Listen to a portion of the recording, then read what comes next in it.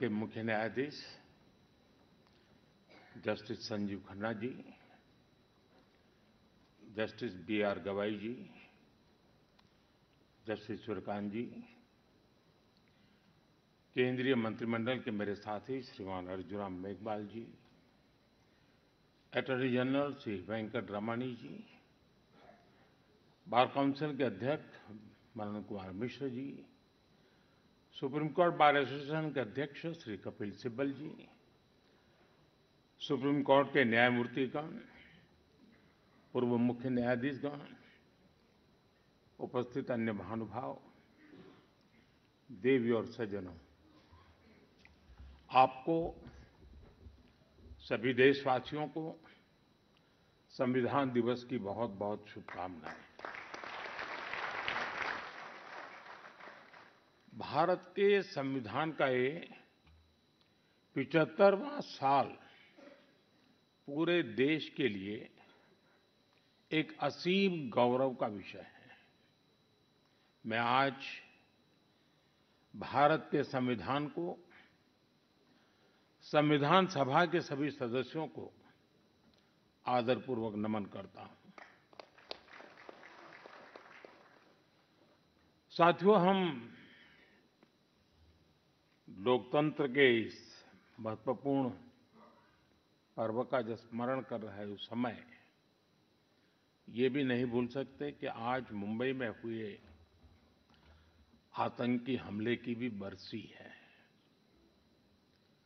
इस हमले में जिन व्यक्तियों का निधन हुआ, उन्हें मैं अपनी श्रद्धांजलि देता हूं। मैं देश का ये संकल्प भी दोहराता हूं कि भारत की सुरक्षा को चुनौती देने वाले हर आतंकी संगठन को मुंह तोड़ जवाब दिया जाएगा।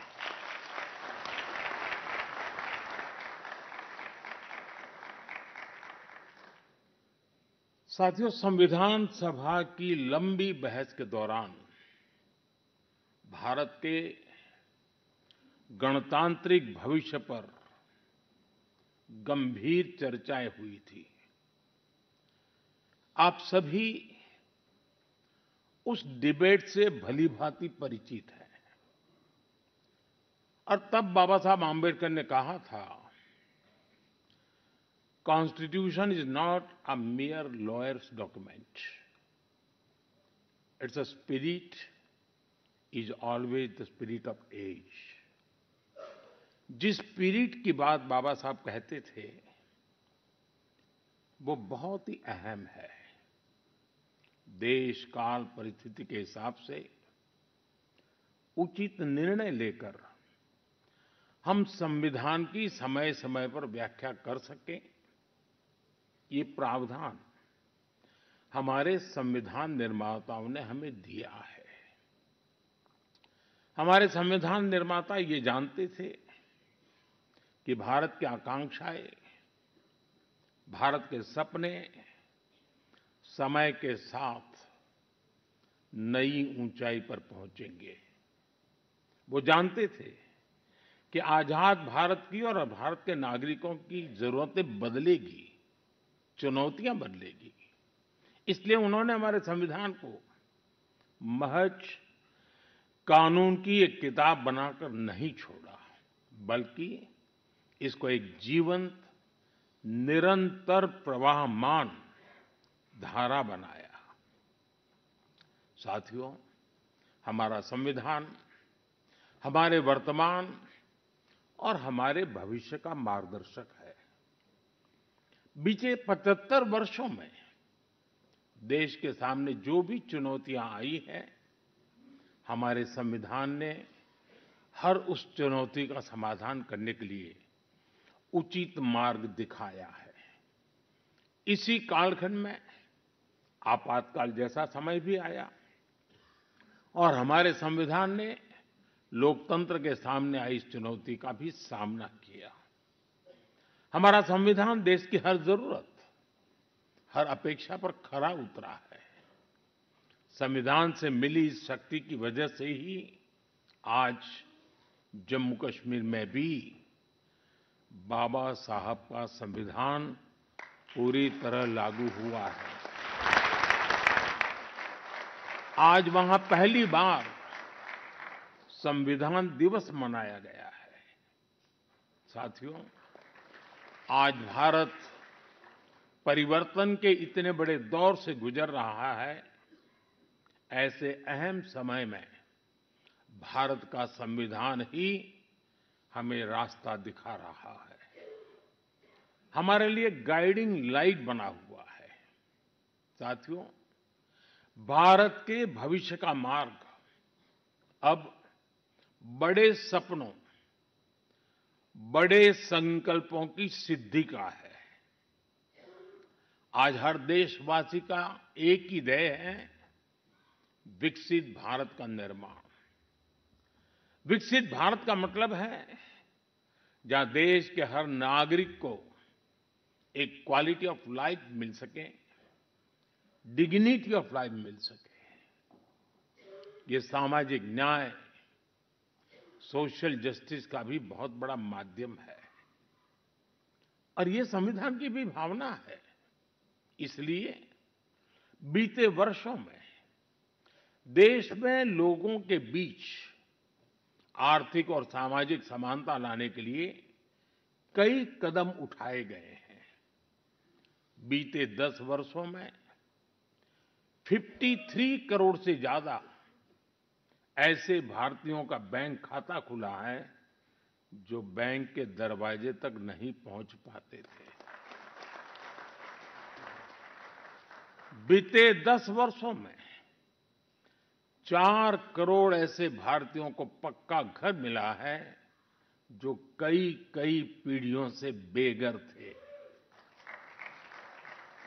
बीते 10 वर्षों में 10 करोड़ से ज्यादा ऐसी महिलाओं को मुफ्त गैस कनेक्शन मिला है जो बरसों से अपने घर में गैस पहुंचने का इंतजार कर रही थी। हमें आज के जीवन में बहुत आसान लगता है कि घर में नल खोला और पानी आ गया, लेकिन देश में आजादी के 75 साल बाद भी सिर्फ 3 करोड़ घर ही ऐसे थे जिनमें नल से जल आता था। करोड़ों लोग तब भी अपने घर में नल से जल का इंतजार कर रहे थे। मुझे संतोष है कि हमारी सरकार ने 5-6 साल में 12 करोड़ से ज्यादा घरों को नल से जल देकर नागरिकों का और विशेषकर महिलाओं का जीवन आसान बनाया है, संविधान की भावना को सशक्त किया है। साथियों, आप सभी जानते हैं कि हमारे संविधान की मूल प्रति में भी प्रभु श्री राम, माता सीता, हनुमान जी, भगवान बुद्ध, भगवान महावीर, गुरु गोविंद सिंह जी सभी के चित्र हैं।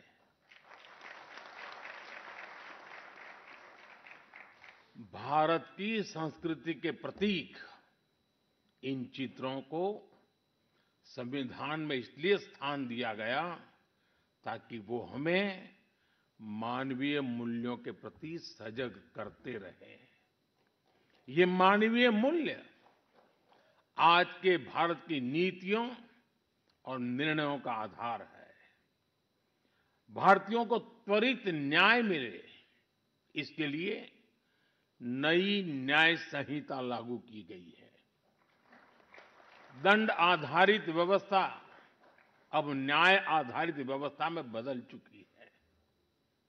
महिलाओं की राजनीतिक भागीदारी बढ़ाने के लिए नारी शक्ति बंधन अधिनियम का ऐतिहासिक निर्णय हुआ है। हमने थर्ड जेंडर को उनकी पहचान और उनका हक दिलाने के लिए भी कदम उठाए हैं। हमने दिव्यांगजनों के जीवन को आसान बनाने के लिए भी व्यवस्थाएं बनाई हैं। साथियों, आज देश का बहुत ज्यादा जोर देश के नागरिकों की ईज ऑफ लिविंग पर है, एक समय था जब पेंशन पाने वाले सीनियर सिटीजन्स को बैंक में जाकर साबित करना होता था कि वो जीवित है। आज सीनियर सिटीजन्स को घर बैठे ही डिजिटल लाइफ सर्टिफिकेट्स की सुविधा मिल रही है। करीब-करीब 1.5 करोड़ सीनियर सिटीजन्स अब तक इस सुविधा का लाभ उठा चुके हैं। आज भारत वो देश है जो हर गरीब परिवार को 5 लाख रुपए तक के मुफ्त इलाज की सुविधा देता है।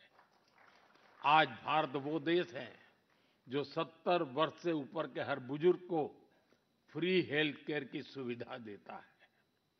देश के हजारों जन औषधि केंद्रों पर आज 80% डिस्काउंट पर सस्ती दवाइयां मिल रही हैं।